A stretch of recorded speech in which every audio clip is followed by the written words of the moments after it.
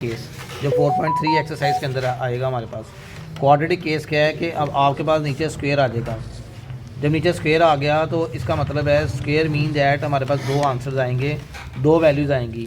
ठीक है, दो वैल्यूज़ मतलब ए और बी दो हमें लेट करने पड़ेंगे। सिंपल हम ए और बी नहीं लेट कर सकते, हमें लेट करना पड़ेगा ए के साथ या बी के साथ किसी ए के साथ एक्स लगा लेंगे। मतलब क्वाड्रेटिक को लेट करते हैं लीनियर की फॉर्म में, लीनियर को लेट करते हैं क्वाड्रेटिक की आगे कांस्टेंट में। आगे हमारे पास कांस्टेंट नंबर थे, देखें ना, लीनियर था, तो लीनियर को हमने कैसे लेट किया? कांस्टेंट में। ठीक है, अगर हमारे पास क्वाड्रेटिक होगा तो क्वाड्रेटिक को कैसे लेट करेंगे हम लोग? लीनियर फॉर्म में। लीनियर मतलब दो वेरिएबल उसमें आएंगे, हमारे पास दो अननोन आएंगे। ये बात क्लियर है? जो मोस्ट इंपॉर्टेंट क्वेश्चन है वहाँ से इसकी स्टार्ट करते हैं। क्वेश्चन नंबर 7 है एक्सरसाइज नंबर 4.3 का। ठीक है, क्वेश्चन नंबर 7 क्या है? कहता है 1/x³ + 1।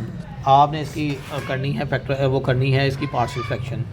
देखिए बेटा, बड़ा आसान सा काम है। इसको मैं लिख सकता हूँ x³ + 1 को, यहाँ पे 1 का क्यूब लिख लें, x + 1 लिख लिया, x का स्क्वायर माइनस ax + b का square.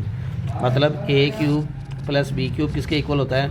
a + b into a² minus ab + b का स्क्वायर, इसके इक्वल होता है। ठीक होगी बात जी? ये लीनियर केस है, ये आपके पास क्वाड्रेटिक केस है। ठीक है, ये लीनियर केस है, ये कौन सा केस है? क्वाड्रेटिक। ठीक है, इसको आप देखिए, हम लोग इसको स्प्लिट करेंगे, x + 1 आ जाएगा और यहाँ पे आ जाएगा x² माइनस x + 1। ये लीनियर को हम लेट करते हैं a, और क्वाड्रेटिक को जाहिर सी बात है दो वेरिएबल की फॉर्म में लेट करना पड़ेगा। a के बाद दो वेरिएबल कौन से आएंगे? b और c। a के साथ x लगा लेते हैं, चाहे इसके साथ लगा लें या इसके साथ लगा लें, कोई फ़र्क नहीं पड़ेगा। x² माइनस x + 1 से दिस इज़ इक्वेशन नंबर 1। कोई इशू तो नहीं आता? अब आगे चलते हैं, तो ये हमारे पास एक आ गया। इधर जब हम लोगों ने इसका एलसीएम लिया, x² माइनस x + 1 ये आ गया। इधर आ जाएगा bx + c और x + 1, ये इक्वेशन नंबर 2 आ गई। कोई प्रॉब्लम तो नहीं है? क्योंकि हमने कल बात की थी कि इस मेथड के अंदर, इस केस के अंदर हमें मल्टीप्लाई भी करना पड़ेगा। तो मल्टीप्लाई करते हैं, a को करते हैं ax², उसके बाद माइनस ax, फिर a को करेंगे a आ जाएगा खाली 1 से। अब bx को करते हैं, bx को x से करते हैं तो bx², फिर bx आ जाएगा। फिर आगे c को करना पड़ेगा cx + c। इसका आसान आगे हल है कि हम a वाली रकमें अलग कर लें, x² वाली रकमें अलग कर लें और दूसरी रकमें अलग कर लें। ax² bx² minus ax + bx + cx ये आ गया और a + c आ गया। अब यहाँ से x² कॉमन आएगा, a + b आ गया, और यहाँ पे x कॉमन आ जाएगा, माइनस a + b + c आ गया, और ये a + c आ गया। से दिस इज़ इक्वेशन नंबर 3। यहाँ से सवाल बड़ा आसान सा बन गया, पिछला मेथड सारे का सारा आएगा। a के नीचे क्या लिखा हुआ है? x + 1। Put x + 1 = 0। क्या आएगा? x = -1 कौन सी इक्वेशन में पुट करना है? इक्वेशन नंबर 2 के अंदर। -1 + 1 0, सिर्फ a वाली वैल्यू आएगी। -1 का स्क्वायर -1 + 1। अगर समझ ना आए या गलती का चांस लगे तो कैलकुलेटर पे ऐसे ही लिख लेना है जैसे मैंने लिखा है। अब ये 1 आ गया, ये a आ गया, 1 + 1 + 1, so it will becomes 3। 3a, 3 multiply हो रहा है, इस तरफ आके हो जाएगा डिवाइड, तो ये हमारे पास आ जाएगा a की वैल्यू 1/3। क्लियर होगी बाजी? अब इसके बाद इसको तो हम 0 के इक्वल पुट नहीं कर सकते। कल भी बात की थी, क्वाड्रेटिक को 0 के इक्वल पुट करना मुश्किल है, मतलब 1.1 पूरी एक्सरसाइज चैप्टर 1 सारा यही हमने सीखा है यहाँ पे। अब यहाँ पे क्या करना पड़ेगा? कंपेयरिंग कोफिशिएंट या इक्वेटिंग कोफिशिएंट, इक्वेटिंग कोफिशिएंट्स। ठीक है, कोफिशिएंट को इक्वेट करते हैं। अच्छा जी, कैसे इक्वेट करेंगे? सबसे हाईएस्ट पावर x² है, यहाँ पे x² का कोई भी नहीं है, तो इस तरफ क्या आ जाएगा? 0। इस तरफ x² का अद्दी सर क्या है? a + b। उर्दू में कहते हैं अद्दी सरों का मुआवजा करने से, अद्दी सरों का मुआवजा करने से इस तरफ a + b है।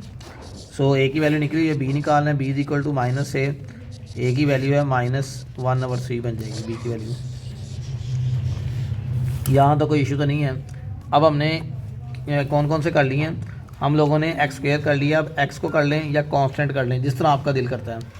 कांस्टेंट कर लेते हैं। उसकी वजह यह है कि कांस्टेंट में रकमें कम हैं, 2 रकमें हैं, इसमें 3 है। इस तरफ कांस्टेंट क्या है 1 और इस तरफ क्या है a प्लस सी निकालना है। a इधर आ जाएगा, 1 माइनस a आ गया। सो a की वैल्यू है 1/3। एलसीएम लेना पड़ेगा, 3 आ जाएगा, 3 में से 1 निकालेंगे 2/3 आ गया। सो ये आ गया, c की वैल्यू हमारे पास आ गई 2/3। इन दोनों वैल्यूज़ को पुट कर देना है आपने इक्वेशन नंबर 1 में। Put in equation number 1, equation 1 में पुट कर दें। a की वैल्यू 1/3 है, 1/3 x प्लस 1। फिर उसके बाद b की वैल्यू है -1/3 x, c की वैल्यू है 2/3 और ये आ जाएगा x² माइनस एक्स प्लस 1। यहाँ से मज़ीद करेंगे 3x प्लस 1 और ये आ जाएगा प्लस ही रहने देना है इसको। ये आ गया, ये 1 आ गया। यहाँ तक ही हमारा आंसर आ गया। ये था इसका मेन क्वेश्चन। इसमें कोई भी सवाल मुश्किल नहीं है। जो लास्ट वाला पार्ट है, ये इंटर में भी यही 2 सवाल हैं। लास्ट वाले पार्ट में x² प्लस 1, तो बेटा देखें ये सारा सवाल ऐसे ही हल होगा जैसे ये हुआ है, लेकिन फ़र्क कहाँ से पड़ेगा, फ़र्क यहाँ से पड़ेगा। इसमें भी आंसर जो है ना, इसमें आंसर जो है वो क्या आएगा, इसमें आंसर आएगा हमारे पास a का 1 + 1 2/3। इस सवाल में a का आंसर क्या आएगा 2/3। लेकिन इस सवाल में फ़र्क ये पड़ेगा कि जब हम x² को इक्वेट करेंगे तो यहाँ पे तो x² नहीं था, लेकिन यहाँ पे x² क्या आएगा 1। सो 1 = a + b। तो फिर आप ऐसे ही वैल्यू निकालेंगे b की। 1 - 2/3 तो 3, मतलब 1/3 आएगी b की वैल्यू। और ऐसे ही आप c का कंपेयर कर देना, c की वैल्यू यही आएगी जो आपने निकाली है। क्लियर होगी बात जी। तो ये इसके अलावा जो शुरू वाले पार्ट हैं उनमें कोई भी पार्ट अगर आप कहेंगे तो मैं आपको पार्ट करवा देता हूँ ताकि आपको बात क्लियर हो जाए। कोई भी एक देख लें, कोई अगर आपका दिल करता है। ये देख लीजिए, ये ऑलरेडी हमारे पास प्रॉपर फॉर्म है। इसको a लेट कर लिया x + 3 bx + c। अब आपने देखा होगा पिछली एक्सरसाइज में और इसमें क्या फ़र्क है। मैंने वहाँ पे ही बताया था कि यहाँ पे स्क्वायर के बाद अगर माइनस आ जाता तो आपने क्या करना था, एक दफ़ा प्लस और एक दफ़ा माइनस। क्योंकि यहाँ पे प्लस है इसलिए इसको क्वाड्रेटिक फॉर्म में ही लेट करेंगे। आगे 3x + 7 आ जाएगा, a के साथ x + 1 मल्टीप्लाई हो जाएगा और bx + c के साथ क्या मल्टीप्लाई होगा x + 3। ठीक है, 3x + 7 आ गया और ax² + a आ गया, bx² 3bx और फिर cx + 3c। बाकी सारा काम वैसे ही है जैसे आपने ऑलरेडी किया है। ठीक है, किसी भी सवाल में कोई और नहीं, कोई भी टेक्निक नहीं है यहाँ पे। क्लियर जी, ठीक है जी।